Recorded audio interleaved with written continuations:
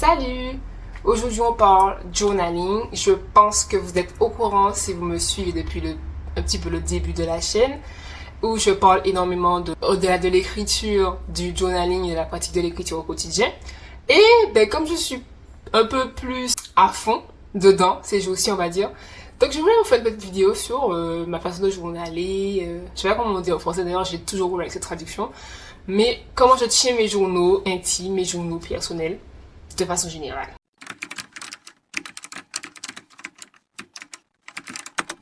Donc, je m'excuse d'avance s'il y a des bruits bizarres, mon chat est en train de faire des bêtises un peu partout dans la maison. Donc je voulais commencer par parler de ma relation avec les journaux intimes, on va dire. Très simplement, j'écris, je pense que comme vous l'avez vu dans la miniature depuis que je suis toute petite, je pense que on part sur une bonne part. Je ne sais pas s'il y a tout. Moi, je pense que oui. Sachant que j'écrivais pas, enfin, ce ne sont pas des journaux qui ont été terminés de fou. Ça veut dire que j'étais pas prolifique. Donc, j'écrivais quand j'en avais besoin, en fait, pour vraiment m'exprimer, me libérer. Parce qu'il faut savoir que j'étais jusqu'alors enfant unique et que j'étais toute seule la plupart du temps. Donc, pour processer un petit peu les émotions et tout, c'était pas forcément easy, on va dire. Et donc, c'est un petit peu comme ça que j'ai commencé à écrire. Je pense que mon premier, je vais vous le montrer parce que c'est iconique. C'est vraiment iconique que je l'ai toujours, c'est une dinguerie. Oh mon dieu. Je marque les choses parce que c'est vraiment hard. Mais vraiment genre, propriété privée, top secret, mes secrets, n'allez pas plus loin.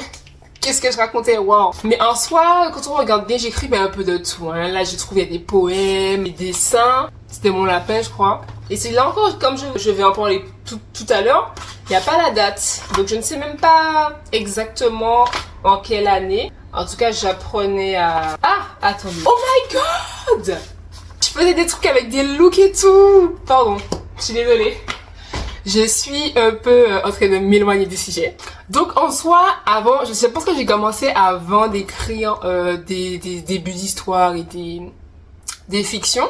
Donc j'ai vraiment commencé comme ça. Au début, donc si je dois expliquer un petit peu comment je m'y prenais, c'était vraiment le chaos total. Là on peut le voir que ça me servait de brouillon pour les multiplications, pour faire des looks, c'était vraiment un journal du chaos. Mais ça m'allait bien comme ça, puisque j'y mettais tout. Et on va voir qu'il y a une évolution, mais en fait finalement ça n'a pas trop changé. C'est que j'écrivais quand j'en avais besoin, très émotionnel, très rage writing on va dire. Donc c'est une sorte de vidage émotionnel en fait, un vomitoire où il faut que je dise, que j'exprime pour que ça passe en fait, pour que ça parte, où je racontais juste factuellement ce que j'éprouvais à ce moment sur une situation donnée. Enfin, je racontais peut-être la situation, ça dépendait du niveau de trigger ou pas. Et ensuite, je processe, je disais que ça m'avait énervé, mais j'en allais pas plus loin. Je disais, elle m'a volé mon chocolat puis qu'elle avait créé. J'étais trop énervée parce qu'elle avait fait ça en plus avant. Voilà, on était sur cet ordre-là. Aujourd'hui, c'est la même chose. Donc, ce sera plutôt, un électro comme ça au bureau, ça me saoule, manque de respect et tout. En fait, c'est un peu la même chose, on va dire. Et je continue de les appeler mes journaux intimes, mais j'ai pas de honte avec ça, parce que c'est vraiment des journaux intimes. J'ai pas envie de les partager. Et, vraiment, j'écris, en fait, faut les écrire comme si, faut pas écrire avec une crainte. Il faut vraiment écrire comme ça vient, en fait. Même tout ce dont vous avez honte, ce que vous réprimez. Et je pense que si on a une safe place à avoir, pour moi c'est son journal intime, qui va nous juger à part nous-mêmes. Alors je sais qu'il y a des gens qui le font dans l'optique de le faire lire à leurs enfants, pour qu'ils puissent savoir comment ils étaient à l'époque.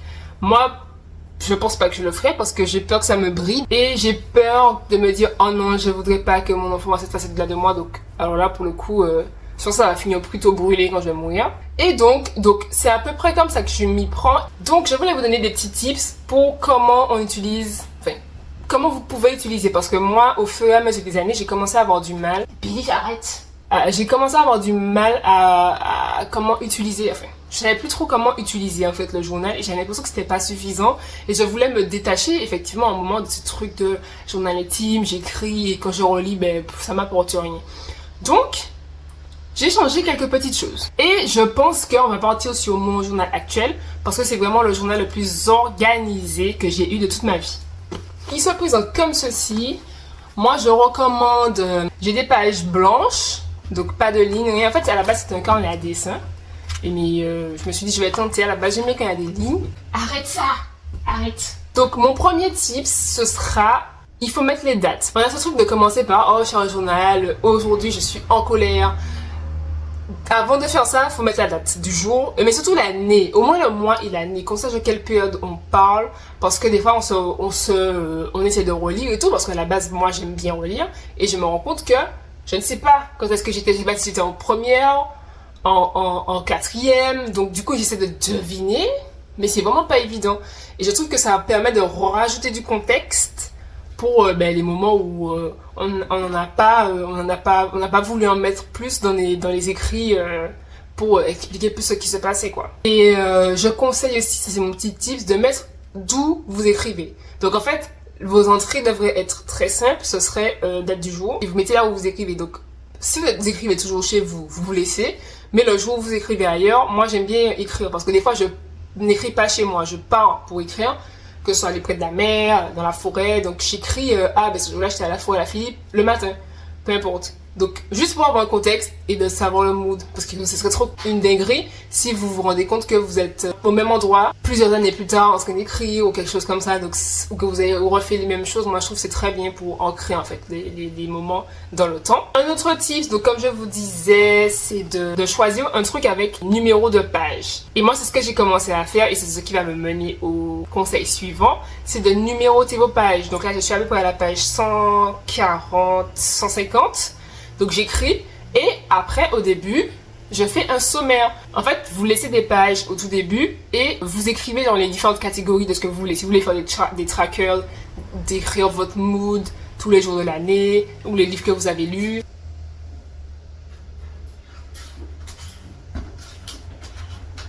Donc moi j'ai différentes catégories. J'ai sujet psy, genre shadow work, les choses que je veux travailler sur moi, les traits de ma personnalité que je découvre en journal, ça c'est incroyable. Des fois j'écris et tout et je me dis ah mais en fait je suis une personne un peu comme ça en fait, pas forcément négativement hein, mais juste je suis une personne comme ça. Et des fois je suis en mode ah waouh, faut que je l'écrive, mais il faut pas que ça soit noyé en fait dans le flow. Donc du coup je mets des catégories. Donc j'ai même vraiment de tout, hein, même des trucs un peu pas forcément rapport, mais des conseils beauté, des conseils psycho sur comment interagir, l'intelligence émotionnelle, des choses comme ça. Des fois que je note comme ça, j'ai des idées ou des choses qui me viennent en tête ou que j'ai lu ou entendu autour de moi sur les réseaux sociaux, je les note et je les répertorie comme ça. Là je sais que si je vais dans la catégorie me connaître, je vais aller là. Si je vais dans mes rêves, des fois je raconte mes rêves, j'aime trop relire mes rêves des fois pour voir si je m'en rappelle par exemple, je sais où c'est. Et tous les tableaux, par exemple si j'ai des trucs d'anniversaire, je sais à quelle page c'est. C'est une dinguerie. Moi j'ai l'impression d'avoir trouvé le cheat code en faisant ça et ça prend vraiment 0 minutes, genre c'est vraiment vite fait, c'est pas besoin d'être esthétique. D'ailleurs c'est notre conseil que je donne, vous n'êtes pas obligé de faire quelque chose d'esthétique. Moi j'entends beaucoup et que je comprends, les gens qui n'arrivent pas qui aiment que ce soit très propre, très comme sur les réseaux et tout, on va pas y arriver. Si vous voulez, ayez 2 carnets. Un carnet où vous faites un brouillon de ce que vous voudriez que ce soit et après vous le remettez au propre s'il le faut.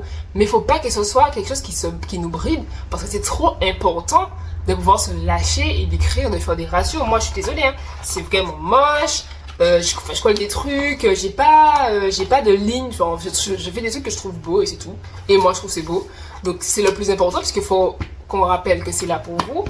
Mais je sais que c'est ok puisque c'est beau, on aime que les choses soient belles pour nous aussi, donc c'est legit. Et dernier petit conseil, ça je l'ai vu sur une vidéo YouTube, je vais essayer de remettre pour voir si je trouve la vidéo, c'est d'écrire les gens autour de vous.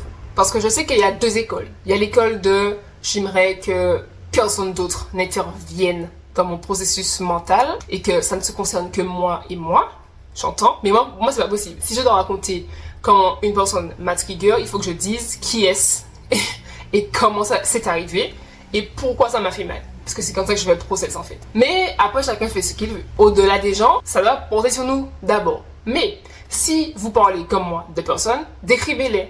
Moi j'ai constaté que c'est quelque chose que je faisais pas et c'est dommage parce que comme disait la créatrice de contenu qui en a parlé, c'est hyper chiant de relire et de se dire ah mais je parle de qui là en fait. Donc même si des fois on a les prénoms, on a le contexte, et en fait on ne voit pas de qui on est en train de parler. Si c'était le collègue de telle entreprise, on va relier à 50 ans parce que du coup la créatrice en question elle journal depuis 20 ans je crois, donc du coup il y a des choses il y a 20 ans elle se rappelle pas de qui elle parlait en fait.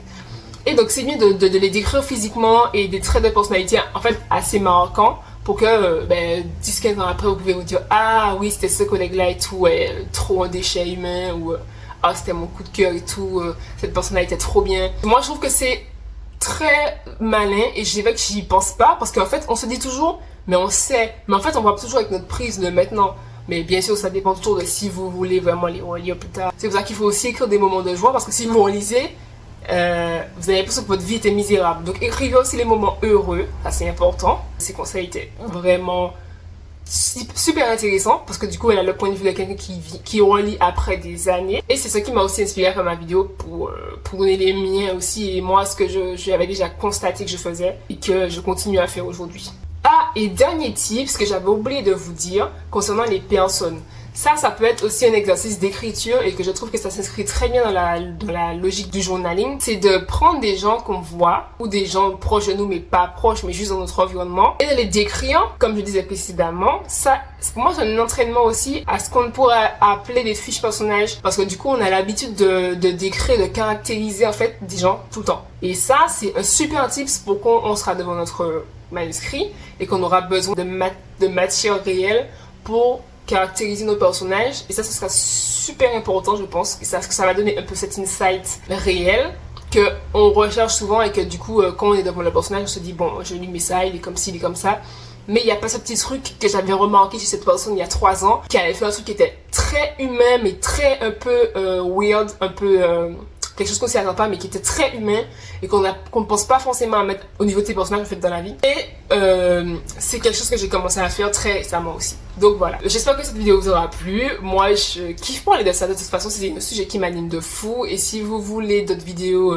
dessus, sans problème. J'espère que vous avez vu mon petit mur, j'ai commencé à faire un petit mur de livres.